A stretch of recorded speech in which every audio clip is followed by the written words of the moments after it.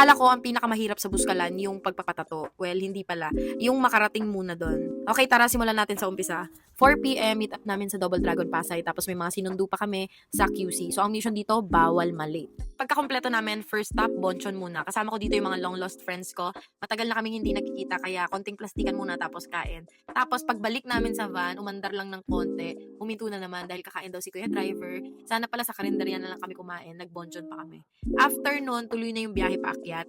Tapos, hindi din kami masyadong nakatulog dito dahil yung daan dito medyo lubak-lubak o di kaya naman pa zigzag. So, talagang masakit sa batok at sa likod. Tapos, yung first stopover namin after kumain is yung sa Banawe. So, dito, ihi break muna. As trentahin, hindi na namin kayang palampasin yung mga chance kapag sinabi ni Kuya Driver na sinong magsi-CR. Wala rin masyadong establishment sa daan, kaya buti may mga pasalubong shop na may CR.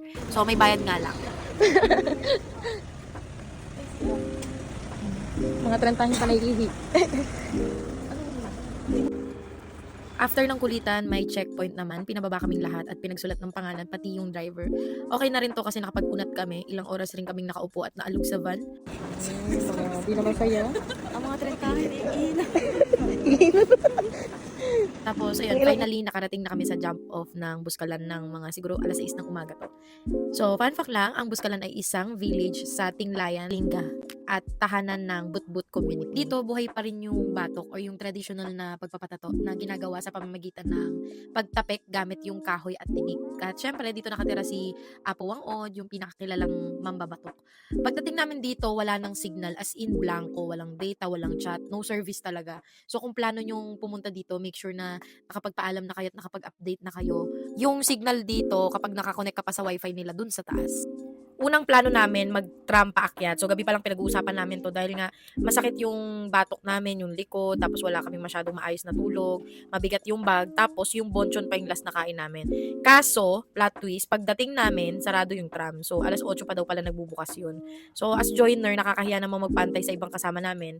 Tapos, wala rin naman kaming gagawin sa baba kasi nga walang signal, walang mapuntahan. So, no choice, maglalakad kami.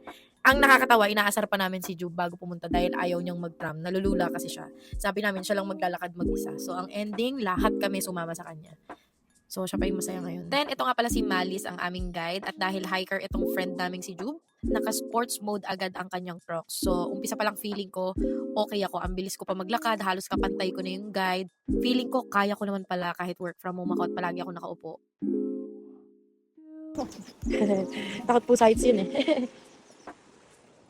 At sa part na to, makikita nyo, talagang nauunahan ko na silang lahat. At kasabay ko dito yung tour guide. Tapos, ayan, Kompleto ba syempre, kayo? mga